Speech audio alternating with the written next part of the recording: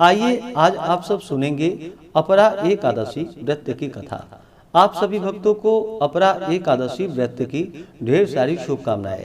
आप सभी के जीवन में भगवान विष्णु माता लक्ष्मी की कृपा से आप सभी को सभी प्रकार के सुख और समृद्धि की प्राप्ति हो।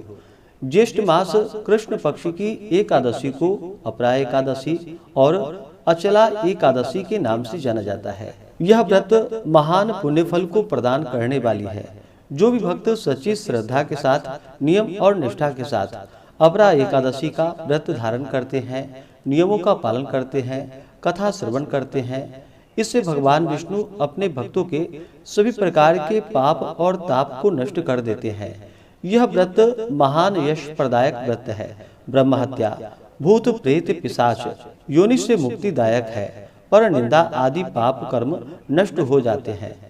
इस तीन विशेष प्रकार से भगवान लक्ष्मी नारायण की पूजा करनी चाहिए, जो कि शेष शैया पर विराजमान हो। उन लक्ष्मी नारायण की इस दिन विशेष करके पूजा करनी चाहिए। तो आइए सुनते हैं अपरा एकादशी व्रत की कथा। तो बोलिए प्रेम से भगवान विष्णु की जय, माता लक्ष्मी की जय। कथा के अनुसार एक बार युधिष्ठिर ने भगवान श्री कृष्ण से हाथ जोड़कर कहा कि हे मधुसूदन, अब आप कृपा कर मुझे ज्येष्ठ मास की एकादशी का नाम और महात्म्य सुनाइए, क्योंकि मेरी उसको सुनने की महान इच्छा है। पांडु नंदन के ऐसे वचन को सुनकर भगवान श्री कृष्ण ने कहा कि ज्येष्ठ मास की कृष्ण पक्ष की एकादशी का नाम अपरा है, क्योंकि यह अपार पापों को नष्ट करने वाली है। इस एकादशी व्रत करने वाले को ब्रह्म हत्या, भ्रूण हत्या, गोत्र हत्या, मित्र हत्या, पर निंदा, पर स्त्री रमण का पाप तथा और भी अनेकों प्रकार के पाप नष्ट हो जाते हैं। झूठी गवाही देने का पाप, झूठा चिकित्सक बनकर रोगियों को मारने का पाप तथा और भी अनेकों प्रकार के पाप अपरा एकादशी का व्रत करने से निस्संदेह ही नष्ट हो जाता है। कार्तिक मास में पुष्कर में स्नान करने का जो पुण्य फल होता है एवं माघ मास में प्रयाग जी में त्रिवेणी में स्नान एवं वेणी माधव के दर्शन करने का जो पुण्य फल है तथा फाल्गुन मास में शिवरात्रि व्रत करने एवं काशी जी में भगवान विश्वनाथ जी के दर्शन का जो पुण्य फल होता है, वह सभी पुण्य फल एकमात्र अपरा एकादशी का व्रत करने से प्राप्त हो जाता है।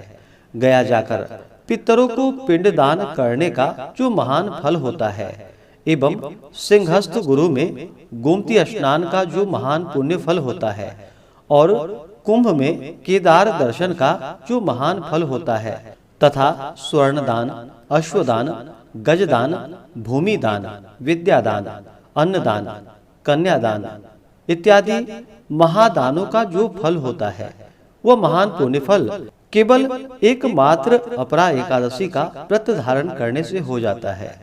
यह पाप रूपी वृक्षों को काटने के लिए अत्यंत ही पैनी कुल्हाड़ी है और कष्ट रूपी तृण समूह के लिए अग्नि और महान पाप रूपी अंधकार को नष्ट करने के लिए भगवान भुवन भास्कर का दिव्य प्रकाश है। कहने का तात्पर्य यह है कि अपरा के समान पापों को नष्ट करने वाला कोई भी पुण्य फल नहीं। अतएव पापों को नष्ट करने की कल्पना करने वाले एवं अक्षय पुण्य फल को प्राप्त करने के लिए अपरा एकादशी का व्रत रखना अत्यंत आवश्यक है। अपरा की अवहेलना करने वाले प्राणियों को कहीं भी त्राण नहीं मिलता, उसका जीवन एकदम ही निरर्थक रहता है। इसके विपरीत अपरा एकादशी का व्रत नियम पूर्वक धारण कर भगवान विष्णु की पूजा करने से सांसारिक सुखों की प्राप्ति के बाद अंतकाल में परलोक की भी प्राप्ति होती है। हे राजन, आप तो स्वयं सर्वव्यापक, अंतर्यामी, जन्म रंजन, दुख विभंजन आदि पुरुष हैं। आपको क्या, यह व्रत तो मैंने आपको लोकोपकार के लिए सुनाया है। इसके पढ़ने एवं सुनने से ही लोग पापों से मुक्ति पाकर विष्णु लोक में निवास करेंगे। हे राजन, प्राचीन काल में महीध्वज नाम का एक धर्मात्मा राजा था। वही उसका छोटा भाई ब्रजध्वज बड़ा ही क्रूर, अधर्मी और अन्यायी था, जो अपने बड़े भाई महिध्वज से घृणा और द्वेष करता था। राज्य पर अपना अधिकार जमाने के लिए एक रात उसने बड़े भाई की हत्या कर दी और उसकी देह को जंगल में पीपड़ के पेड़ के नीचे गाड़ दिया।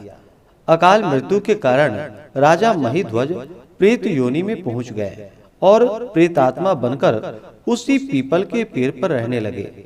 प्रेत योनि में रहते हुए राजा महिध्वज आसपास बड़ा ही उत्पात मचाता था। एक बार धौम्य ऋषि ने वहां प्रेत को देख लिया और माया से उसके बारे में सब कुछ पता कर लिया। ऋषि ने उस प्रेत को पेड़ से नीचे उतारा और परलोक विद्या का उपदेश दिया।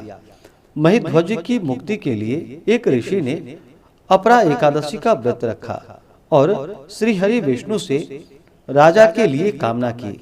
इस पुण्य के प्रभाव से राजा की प्रेत योनि से मुक्ति हो गई। राजा बहुत प्रसन्न हुआ और वह ऋषि को धन्यवाद देता हुआ अंत में स्वर्गलोक में चला गया। इस प्रकार से जो भी सच्ची श्रद्धा के साथ अपरा एकादशी का व्रत धारण करते हैं, उनके महानतम पाप नष्ट हो जाते हैं। तो बोलिए प्रेम से भगवान विष्णु की जय।